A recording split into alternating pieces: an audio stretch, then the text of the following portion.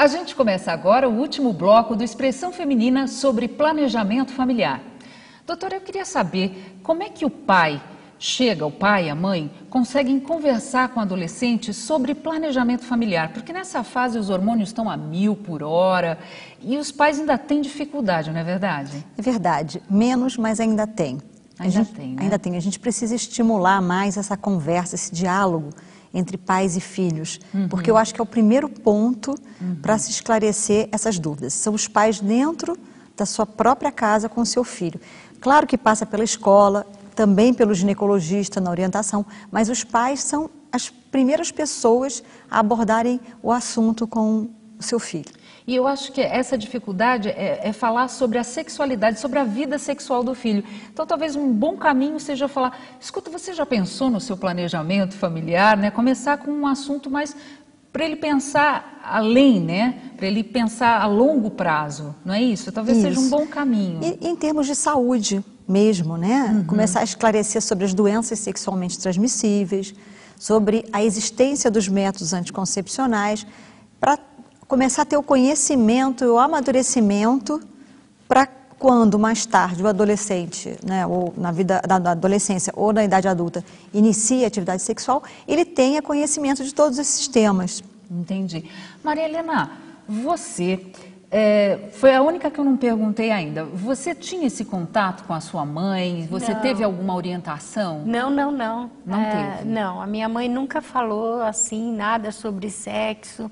Inclusive, ainda na minha época, a gente falava que era cegonha que trazia o bebê e se ficasse muito próximo de um moço, encostasse, já ficaria grávida. E mesmo entre as amigas, o assunto não era permitido? Não era. Não era? Não. E como é que você agiu com os teus filhos? Aí eu já fui mais esclarecida, né? Você conversou com eles? Já conversava, porque aí eu achava que se elas aprendessem fora ia ser pior. Então eu começava a conversar, como agora converso com o meu neto. Agora você está falando com os netos? Agora sim. Agora... E como é que você fala com os netos? O que você conta para eles? A tua experiência? Eu falo muito brincando. Né? Eu falo muito brincando, o meu neto já namora e a mãe dela é muito severa, como era a minha. Olha, né? Só! A mãe da menina é de uma geração mais atual. Mas a mãe dela não deixa ela sozinha, não deixa dormir na minha casa, não deixa na casa da minha filha, não. Ela quer a gente 24 horas. Quanto mais conversar sobre esse assunto, com certeza ela não fala. Ela não quer. E você conversa com a sua neta? Eu falo pro meu neto, cuidado, né, onde você... Sobre todos os riscos. Cuidado, porque a mãe dela não é brincadeira não, né? Entendi. Cleide, e você? Como é que você lida com isso com os teus filhos? Porque você teve problemas com a sua mãe, não foi? Retomando, porque a Cleide até já contou a história dela. Nunca conversamos a respeito disso, né? Eu com a minha mãe, não. Era mais entre amigos mesmo, né? Mas com as minhas filhas eu converso. Mas... Você começou cedo? Você falou com elas na adolescência? A minha filha, logo que ficou a mais velha, logo que ficou menstruada, já levei no ginecologista, já mandei explicar tudo, se caso ela fosse começar uma vida sexual, qual o melhor remédio para ela tomar, tudo. Então, na primeira menstruação, você já levou sua filha no ginecologista? É o certo, não é, doutora? Seria o ideal, né? Esse é o ideal, né? Seria o ideal. Na primeira consulta ginecológica, assim que a menina entra na menarca, que é a primeira menstruação, a mãe levar a filha para uma consulta ginecológica, para orientações gerais. Exatamente. E aí estabelecer um vínculo, né, com um profissional e um vínculo que ela possa se sentir segura de retornar e tirar suas dúvidas. Certo. Mesmo se ela... Porque tem algumas, eu não sei se é o caso das tuas filhas, mas tem filha que tem vergonha. A filha que tem vergonha, não é a mãe. De conversar, eu acho que... Você passa por isso? Eu tenho 2 filhas moças, né, também.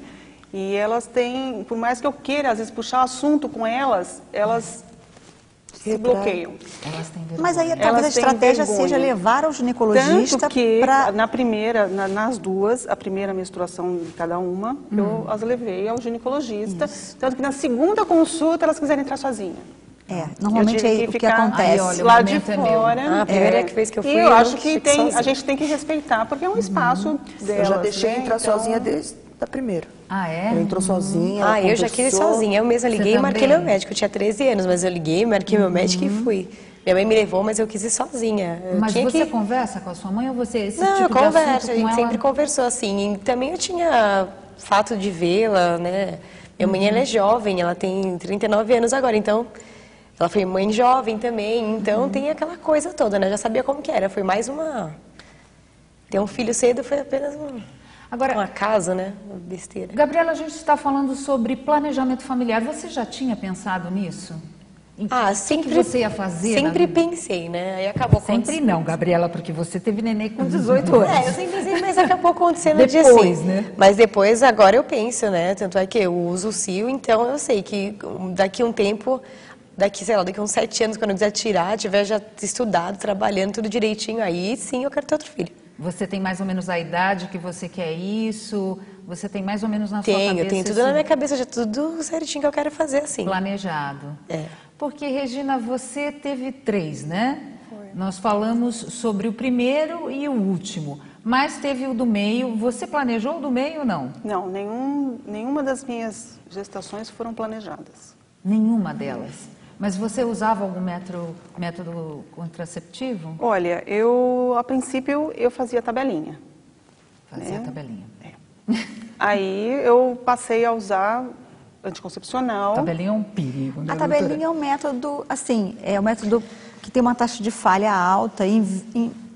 Na presença hoje de tantos métodos eficazes, ela acabou sendo abandonada. Mas, enfim, cada caso é um caso. Tem mulheres que, para algumas mulheres, só sobram realmente esse método comportamental, mas é muito pouco usado.